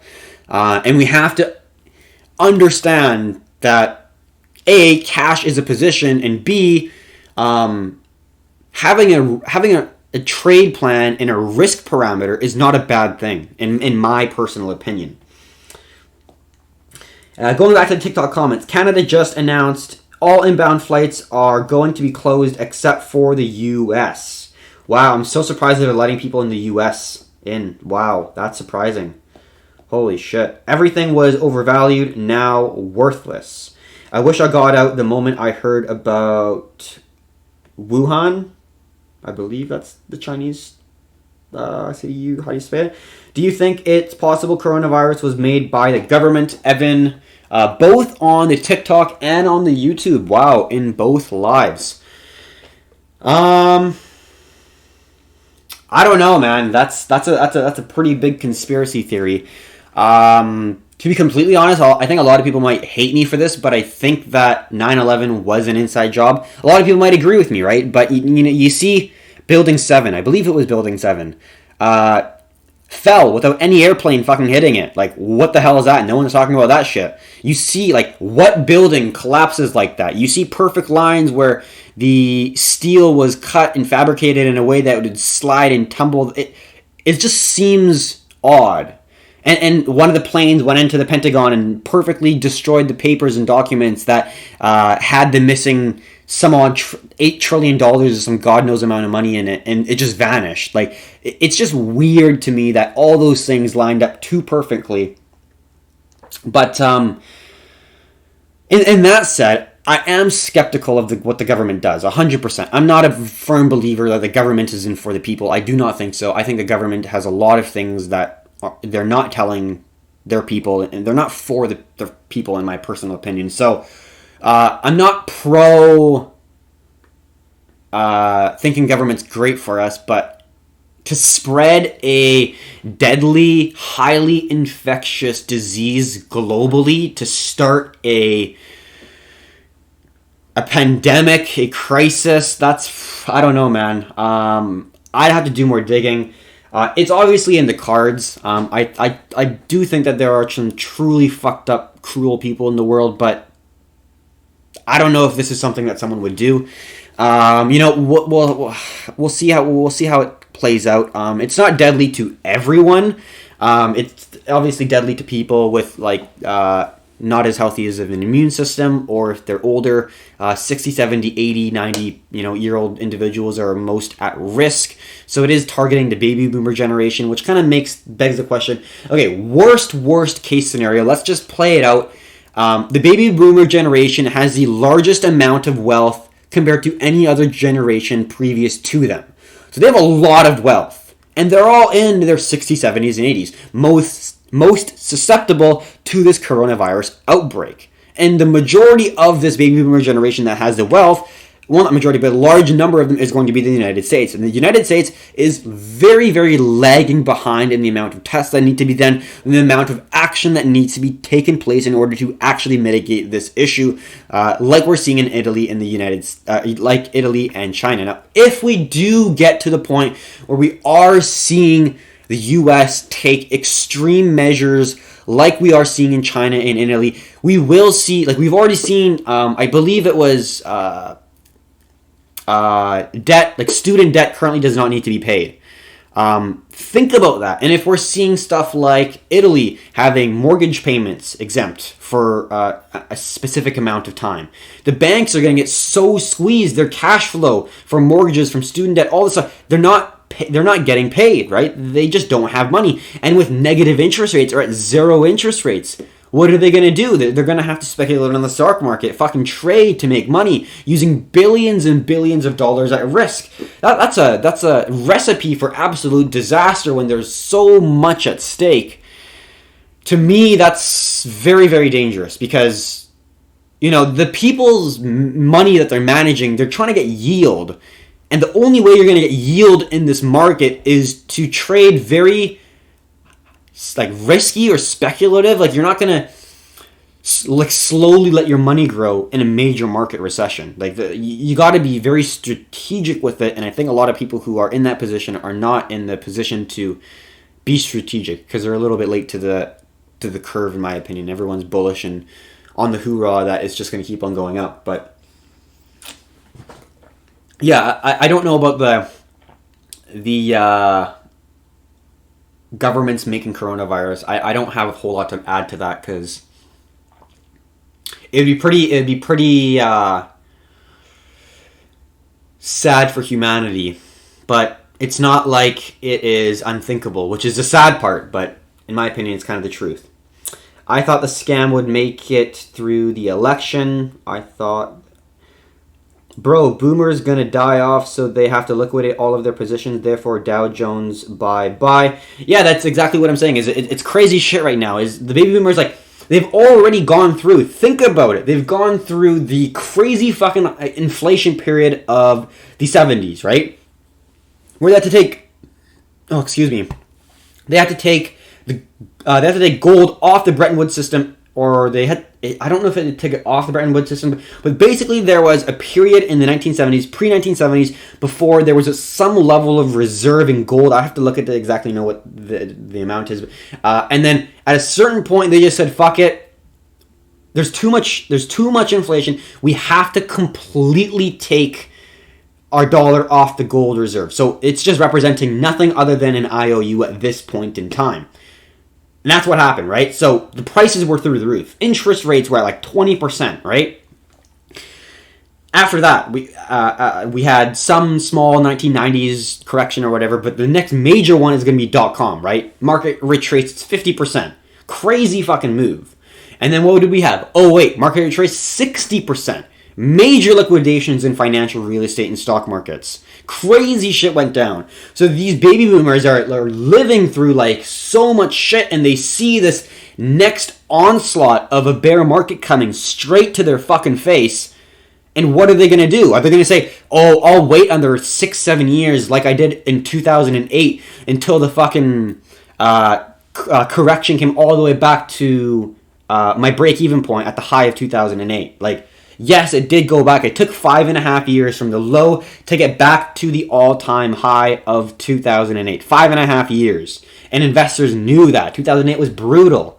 So, do you think that they're going to hold as a 65, 75-year-old person? Are you going to hold on hoping for dear life that it's inevitably going to go back after 5-10 years? Fuck no. You're going to want to sell, keep what you have left, keep it in cash, and just hope to God dear life that inflation isn't going to stack up and you're going to get wrecked from inflation, which it probably will. So it's a very, very scary place as a person who's trying to preserve their wealth as a 67-year-old. It's petrifying right now. And that's why you're seeing the sell-off. And people who do have Bitcoin and who are in this situation, who are a little bit older, are going to sell Bitcoin as well. They're going to say, fuck it, I just want to keep all cash because I just want to keep whatever I have left. It already dropped 25% in one day. That's it's a quarter of your investment gone. It's crazy shit. Dow hit 2,000 by close tomorrow, or 20,000 by close tomorrow. Cash is good position, but generally better against the market with stop losses with print profits. Should I take my money out of the bank? Cash is a good position, but generally betting against the market. Yeah, you kind of are. Not necessarily, because cash is probably the most neutral position you can take at this point. Either that'd be like Tether or just like straight normal cash like USD or CAD or whatever. Obviously, the United States dollar is going up more than many other currencies. Let's look at it right now. Let's look at the currency status and just in terms of fundamentals, see how the different currencies are standing up here. So we can see the currency strength right here, and let's not get gold and silver here. Wow, Swiss franc actually first, and GBP pretty weak. Odd. Australian dollar very weak. JPY not doing so bad. Euro not doing so bad. USD is kind of in the middle, so I was a little bit surprised by that. But seeing a little bit more strength in the euro and in the Swiss franc.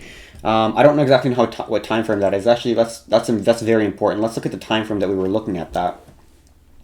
Because it depends on each time frame, right? Because it depends if we're looking at the monthly, the yearly, or the weekly. So let's start off with the weekly. Let's start off with the yearly. Very important. On the yearly, Swiss franc, definitely strong. JPY, strong. Wow, it's a little bit surprising. USD's stronger. Odd, just super weak. Wow. And the New Zealand dollar, weak too. JPB is weak. On the monthly, bringing it a little bit closer. Odd, yet again, weak. Euro, Swiss franc on the yearly and monthly is doing pretty strong. USD is kind of in the middle, and New Zealand dollar odd, and GBP is looking pretty weak. And on the short time frames, yeah, that was the speculation. US dollar definitely taking the lead, getting a lot of buy pressure, seeing a lot of people invest in the US dollar compared to a lot of other currencies. So that's kind of the speculation I had initially, which definitely makes sense. A lot of people are flooding to the US dollar right now, and the next major shift, in my opinion, is going to be when there's going to be a worry of inflation, and then that mass shift into the US dollar will then go into another asset. And our speculation is going to be gold, silver, and crypto. So we'll see where it goes. Should I take money out of the bank? To answer your question, BMO, totally up to you. Just letting you know, recently India's RBI, Royal Bank of India, I believe, or something Bank of India. It's basically the Central Bank of India. I forget exactly what it is, but the Central Bank of India stopped their third or fourth largest bank from allowing withdrawals of over $700 USD in their native currency. So basically, if you have any amount of money in there over $700, you can only pull $700 out in a certain amount of time. So if you had 10 grand in there, you can only pull $700 out. If you wanted to buy something, you can only pull $700 out. So governments and banks can kind of do what they please. Once you sign that paper, you're loaning the money. They're not storing their money safely for you. It's not like they're just waiting for your arrival so then you can pick up your money safely. No, they're speculating with it. They're borrowing or they're lending it out. They are just keeping your balance in a digital format like a ledger, like blockchain, except it's a centralized location. Decentralized is when every individual user within the network gets to see the ledger, like Bitcoin. Opposite of, let's say, TD Bank, Charles Schwab, JP Morgan, they have an internal central ledger that only they can see, right? So, big difference. I have Bank of America. Yeah, that's definitely a good one. I think. I don't know. I'm not from the States, so I use TD Bank, but...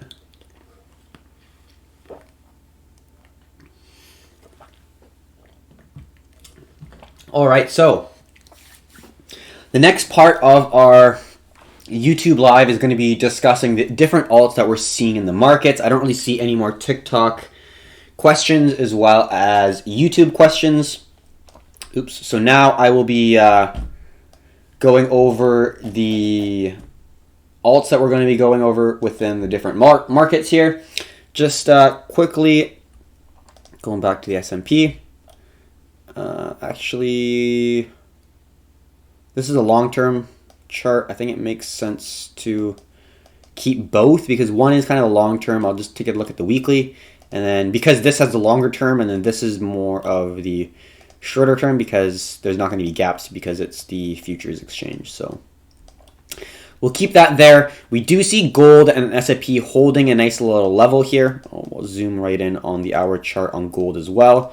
So we do see gold holding a nice little level, same as the S&P. So we're not seeing much of a move to the downside yet this Monday. But, you know, a lot of these could just be a lower high. We see the S&P at a level of support, but gold is potentially at a lower high here where we could make another move down. So looking a little bit more interesting in terms of a short, obviously, but we'll see how it plays out. I think I will leave this like here. Gold, USO. Okay, so I think that's a little bit more organized.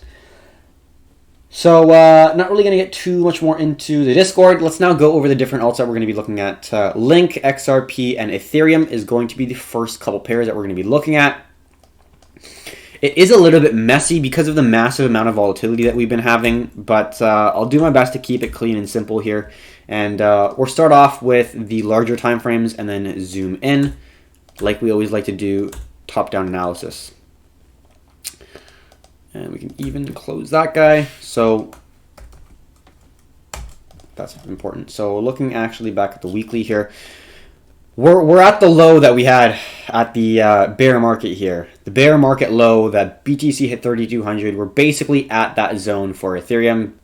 Sub $100 we hit, which is unbelievable.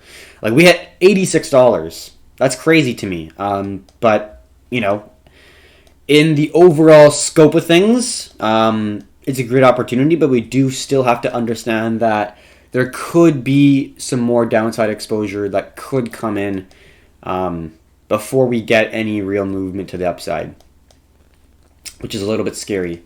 But you know, not a whole lot more to talk about in the weekly. We just see a nice level of support here. Let's just go like here. And then we see this one, and then we see where the candle closure is right there, where it currently is holding.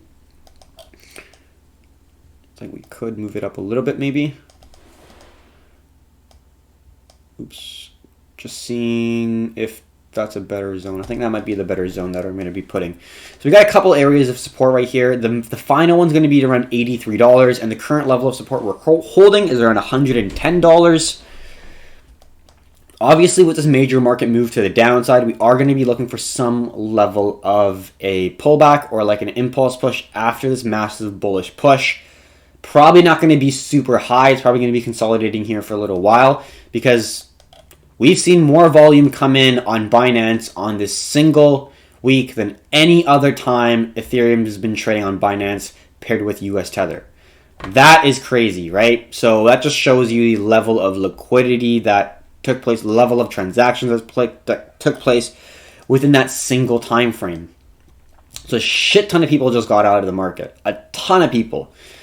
So, you know, the dust has to settle, and that's what we're seeing when we go into the daily and smaller time frames. We're seeing that consolidation. Moving on to the daily, we do see that the candle closed right at our zone of support with the wick touching our final level of support with the candle body closing at the higher level. And then now we're seeing another test right here of that same level of support. We got around 5 hours until this daily candle closes, but we'll see if we're able to test these lows again. Very, very volatile time right now. Just from one support zone to another, it's around 24-25%. So we're going to risk like, you know, 4, 5, 6% to capture these moves because we need to be able to give room for the price. Or we're trading on smaller time frames, and if we are able to get that extension, that's great, but you know, we're not really looking for small scalps, I think, because it's just so noisy. It makes sense to look for the larger moves and give room within the larger moves. So right now, we're in consolidation. We've tested this level of support now once, and then this is our second time. And let's just talk about what we're able to see here. It's looking pretty well. It's holding all of our major zones on the daily pretty well. Oops. Did not do that properly. So we got 3 zones that we're working with. We got our final level of support at around $84. We got our mid-range zone, which is around 110-ish. We can see that it's not a perfect support, but it was a pretty perfect support back in the historic time frames. And then now we're currently holding this with the candle bodies. And then we see a resistance right here test, which is a previous resistance right here, as well as a previous level of support. So this $140 range is going to be the structural resistance for Ethereum that we're currently working with. And we'll go into the smaller time frames to discuss what we could see from this consolidation here. So on to the 4-hour. Not a whole lot more to discuss. We're basically right in the middle of the consolidation, and we were looking at the squeeze. We got exposure from BTC, the squeeze right here. After this rejection from the wick came right back down. We were looking for some profits at this dump here. We thought that it was going to go all the way to at least this wick at around $88 to make that nice double bottom. Did not happen. It could still do it, but, you know, we're out of the trade right now, so it wouldn't be awesome if it dumped right now, obviously, because we wouldn't be in it. But that was the speculation. It didn't come into fruition, but that is all right. Just a little bit more to touch on the 4-hour, just in terms of the trend lines and the market volume here a little bit. Still in a downtrend, making lower highs and lower lows on the 4-hour, similar to BTC. We do see more buy volume coming in on this structural level of support at around $100. So we do know that this $100 level is important, although we've seen it break in the past. So anyone who did have an entry with a stop loss around this zone did already get taken out of the position. So it's just a wave of new people that are kind of battling it out within this range right here. So for market structure, we know that we are looking for a potential consolidation or a pullback because we had a massive major move to the downside. So we held this support, we held that support again. So now we're creating a nice descending zone with an apex, which is going to be right around here. Now it's just a matter of if we're going to break the resistance or going to break the support. Same thing as a lot of other patterns. If we're going to break the resistance, we're looking for a higher high formation and then a higher low. We could get a nice little bit of a pump from a break of the descending zone and a hold of a previous support and resistance into a new level of support, like so. We could get a little bit of a pump from like 110 to maybe 140 or 120 to 140, which would be a potential opportunity, but in my personal opinion, I am going to want to be looking to get some short exposure if it does hold around the 140 range, because we've seen that there has been resistance there before, similar to what we're looking at in Bitcoin, where we're wanting to potentially look to short at around the $6,000 mark. Very, very similar structure where we're seeing 3 zones here, major supply, major demand. We're just bouncing within that range. We want to short more or less at the resistance, and I don't really want to be looking at the longs just yet because there's 2 ways to go about it within a consolidation. We could either wait until we have a confirmation higher high, higher low before we look to long, or we could just speculate that it's going to bounce and we're looking for a long at a support once we get validation of some breakout pattern. We don't exactly want to go over it, but there's 2 ways to look for a long within a consolidation. You could look for a bounce at the support, or you could have a higher probability situation and look for a bounce at the higher low when it broke the major level of resistance. And what I'm going to be looking for in this particular case, because the market is obviously so bearish, I'm going to be looking for that higher probability situation, breaking the market structure high, making a higher high, entering into the higher low once we have validation that there's buyers into the market. So there's different ways of going about it, and there's different ways of going about entering depending on the level of risk that you're looking for. And at this point in time, it's a very overall fearful market, and I think that a bullish move here will get halted pretty quickly and pushed back down, so it just makes more sense to look for short opportunities, in my personal opinion. So that is Ethereum on the 4-hour chart. We can discuss it on the 1-hour chart. The 1 hour looks a little less clean because of the candle body closure above this area. On the 4-hour, we see a lot of candles closing above this area, but on 1 hour time frames, we do see that the candle is above this area, closed it right at the zone. We do see more sell pressure than buy volume on the way down than on the way up, indicating that there's volume distribution overall within the market, and the push down had more sell volume and then the push up. Although we do see significant amount of buy volume on the way up, it's not like we're seeing a significant reduction in demand, and we're seeing no demand candles at our previous support, which is going to potentially be a new level of resistance. We're seeing strong buyers come into the market. Now, within this double top second push, we are seeing significant reduction in buy volume coming in. If this candle closes where it currently is, and we're seeing the amount of buy volume we're seeing right now, that is a no demand candle. If we see something similar, if there's a no demand and then a bearish engulfing candle like we see here with the next candle on the hour chart, that could be a double top near a key zone like so. Let's just delete this and get a nice clean zone like here, because we see candle closures and we see wicks. And we see candle closures right here, candle closure, and wicks, and candle closures. So it's going to be a decent zone to depend off of here. So we got a first top, and then now we're coming in to potentially make another one. And if this does close bearish, that previous bullish candle could also be a no demand candle as well. So we are looking at the overall market. We are looking for shorts, but at the end of the day, we only want to take the highest probability situations. We got burned a little bit on this bullish push because we thought it was going to continue. It did not, so we did lose a little bit of money this morning.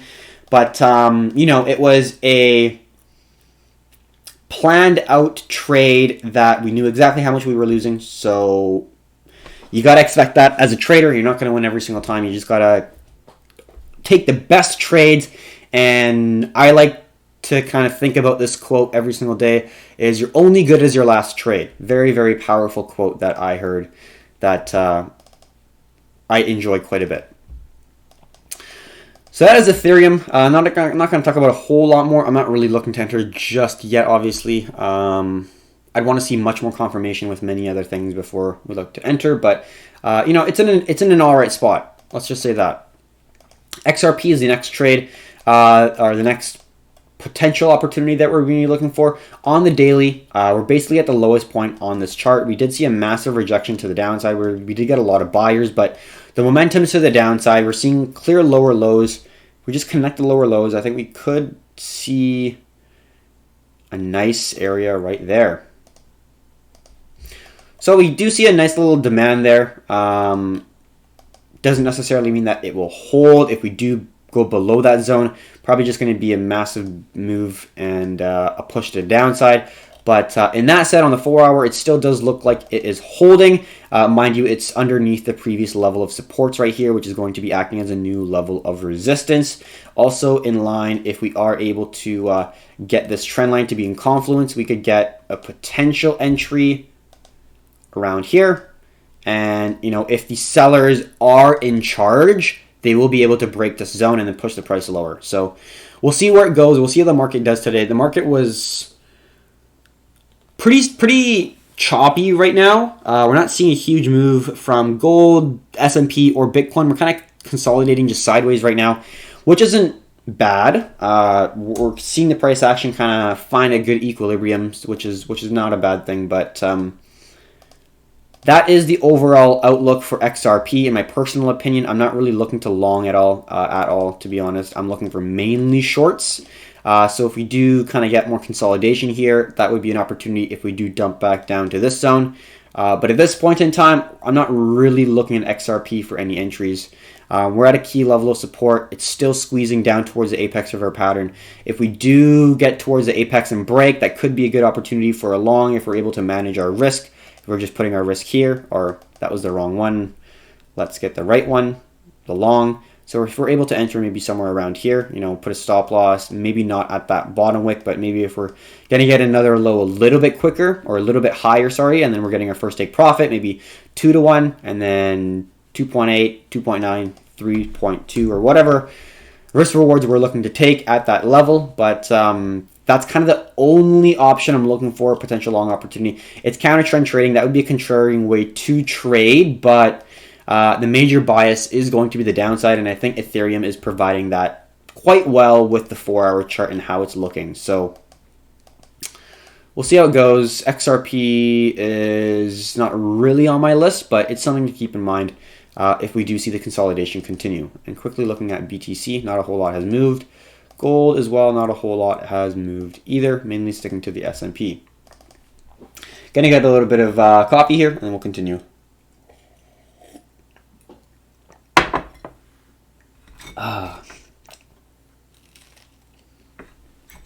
So the next chart we're going to go into is Link. Link's at the $1.60-ish range that we're holding for a while here. Very, very strong level of support. But with how the momentum is going, do you really want to be longing here? For me, the answer is no. I'm still fighting over the fact that I don't want to enter Link just because of the sole fact that we basically went down to zero. There was literally no bids except for 0.000. So there was transactions taking place here, all along here. That just scares the shit out of me. So I don't really want to be putting myself in a position where I'm trading something like this.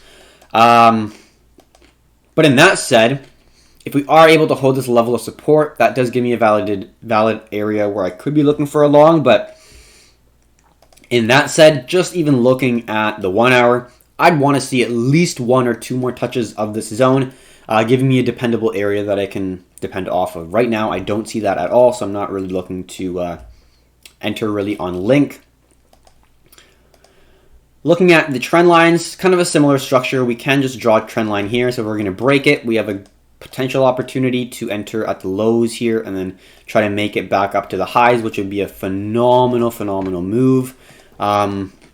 But other than that, there's no real entry that I'm looking for. For shorts, I think there are better opportunities looking at Ethereum, looking at XRP that don't have this massive thing. I don't feel comfortable trading something that has this happen to it. So I'm going to play it a little bit safe and trade other assets and see how Link stabilizes within the foreseeable couple weeks here.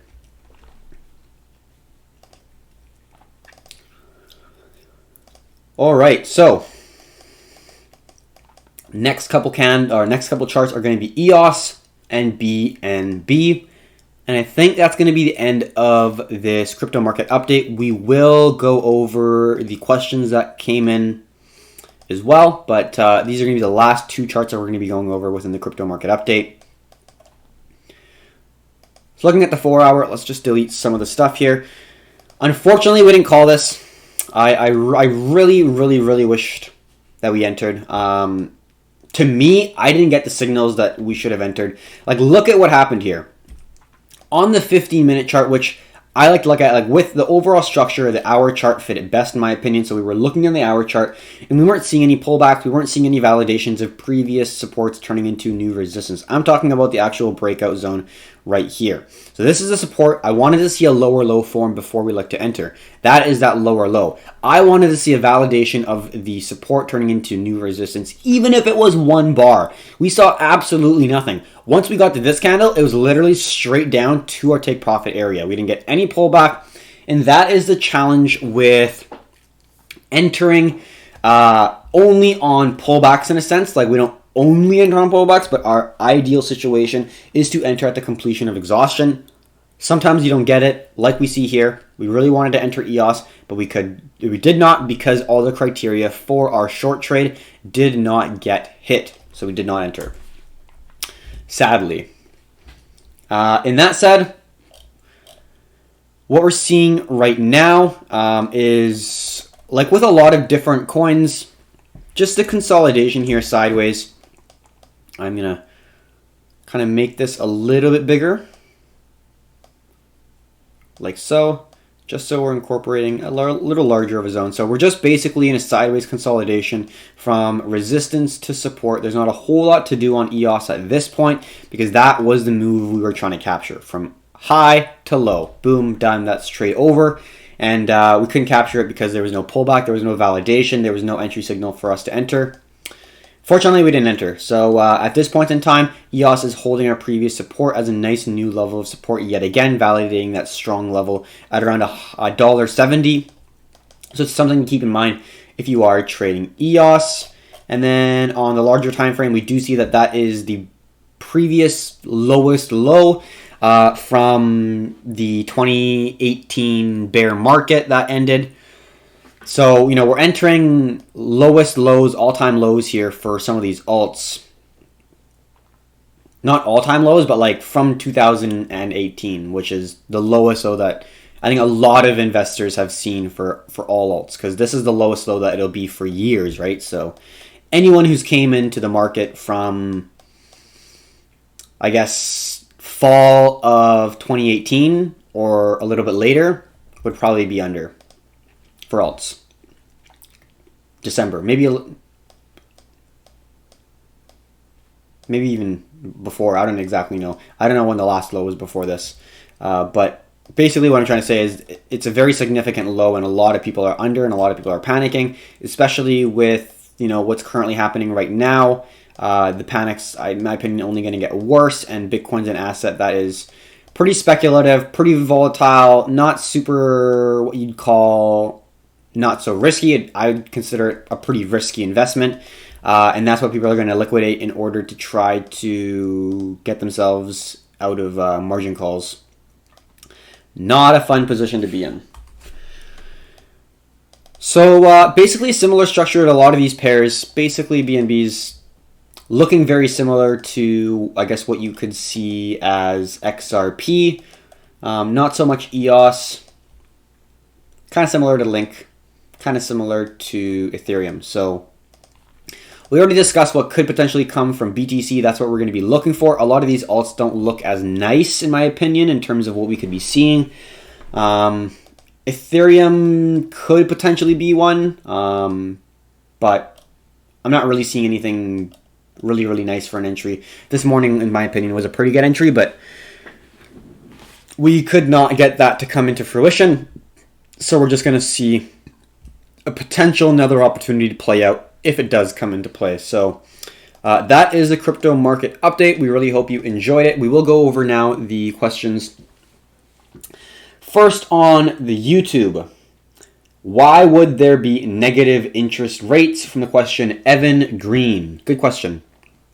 So why is there negative interest rates? Well, in the first place, what are interest rates, right? It is the percentage that someone has to pay back as interest for borrowing, or it's a amount of money that you'll receive for lending someone money, right? So it's the interest incurred on borrowed or lent money, so credit. When interest is low, people tend to borrow and spend more. Why is that? If you wanted to buy a house or buy a TV or buy a car, do you want to borrow money when you have to pay back 10% of your money? So let's say you borrowed 10 grand to buy something.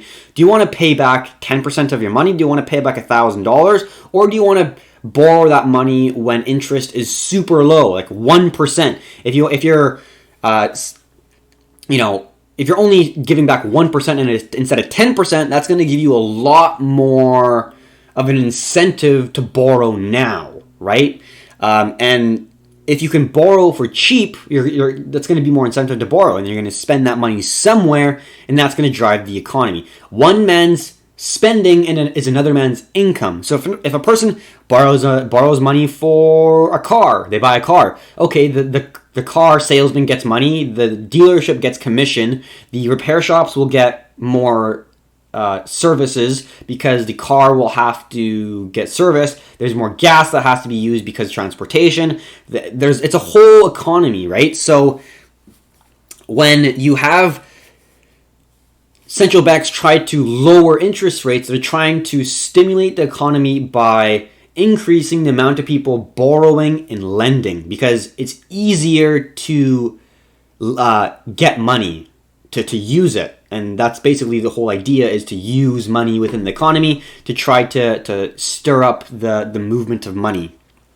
So that's why they use it. But, when the economy is in a downturn like we're seeing right now, how much does it help? Not really. We saw the markets move to the downside here. It does look like it is holding that previous support.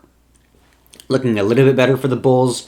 But at the end of the day, obviously we're in a bear market, and I don't think just putting the rates to zero will do much in the end. They're going to have to do some major quantitative easing and some other monetary fiscal policy stuff to try to stimulate the economy even more. They don't have an option, right? It's either millions of people die in the country that they are currently trying to represent, or they print enough money to try to help the issue and tax the people who are using the currency. That's what it is, right? That's what it is. Inflation is tax on the people. You might not think it is, but think of all the things that have increased in price. Look at tuition, look at price of food, look at gas, look at healthcare if you're living in the US. Look at general living expensive. Look at, there's so many things. It's crazy. But some things have remained the same. Like clothing is pretty cheap, right? It's like $5 to get a shirt. It's not much more expensive than what we saw in terms of the growth of inflation in some things.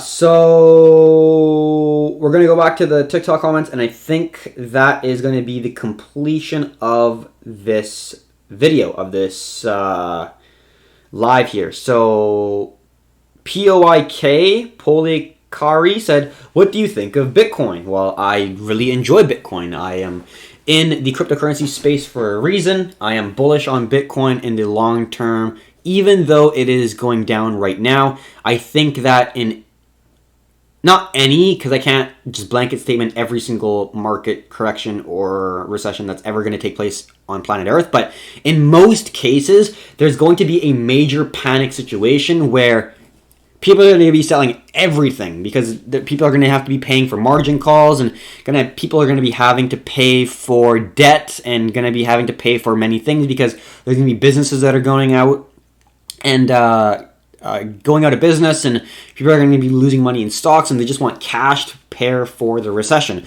There's going to be a sell-off, right? But like I said this before, and this is the speculation for me, is there's going to be a shift where a lot of people are going into the US dollar. That's why we're seeing right now in the Forex markets an increase in the strength of the US dollar, right? Let's look at that yet again. I know we went over this, but for the people who are still, we're seeing an increase in the strength of the US dollar on the weekly. So the shorter time frame, US dollars looking pretty strong, right? Like US dollar against the Australian dollar this week is up 6%. That's massive, right? US dollar against the Canadian dollar is up 0.75%. So it's strong. And at a certain point, there's going to be a shift where the U.S. central banks are going to print so much money that investors are going to worry about inflation. All this money is flooding into the U.S. dollar. It has to go somewhere. The shift is going to appear sooner or later where investors are going to go into precious metals, gold, and silver. We don't know when that will be, but in my opinion, it will be in 2020 sometime. I don't know when. That's why we look at the smaller time frames to understand market structure, price action, and to understand when the shift could appear. But that's basically my speculation for kind of the foreseeable future here. Hello, what is happening here from Paulama97? We're trading in the financial markets. What are you doing? We're trading in the financial markets. Okay, bye. Got another question here. Is it a good time to refinance home loan for a lower interest rate? I cannot advise you on that. That's some heavy decision making, and I do not want to change your bias or give you a bias. I want you to do your own due diligence and make your own decision. I'm not a financial advisor. I don't have my CPA. I do not have the, authority to tell you exactly what to do. I tell you what I do, but I wish you the best of luck. What's good? Hello. Any tips to grow my TikTok? Officially Zlair team. provide tons of value, engage with people in the comments, be nice, and provide information that people are wanting to know, or maybe not wanting to know, but could be negative, but also could be informative. You shouldn't always have negative, but for example, the crude oil video, like it's not great to see U.S. oil companies fucking go into capitulation mode, but it's something that should be talked about because it's something that's happening within the world. So, talking about relevant news topics in an informative, educational, easy to digest way would probably be the best way to grow. So you're actually providing value for people, not just fucking dancing and doing stupid shit, in my personal view. But, Zalaire, if you want to dance for people, I highly, highly would be anticipation of that. How did you first blow up your TikTok? Providing value, man. Tons and tons of value. You gotta, like Gary Vee, like the jab, right hook. It's a lot of work. It's fucking not easy, man. But I wish you the best. Can you analyze Exxon and MGM movement? To be honest, I don't think I will. I think I'm going to close this off right here because that's probably going to be like a half an hour analysis on each one if I were to actually do it properly. Getting a little bit hungry. It's noon here. Probably going to talk to some people on the Discord who are interested in kind of what we're doing, maybe kind of updates on the overall market. For those who are not on the TikTok or YouTube Live. So thank you very much for everyone who came onto the YouTube Live here today and on TikTok. Been over a little over 2 hours, which is a great video. And if you have any questions, drop them in the YouTube or TikTok comments, and we'll be sure to answer them. So until next time, happy trading, everyone.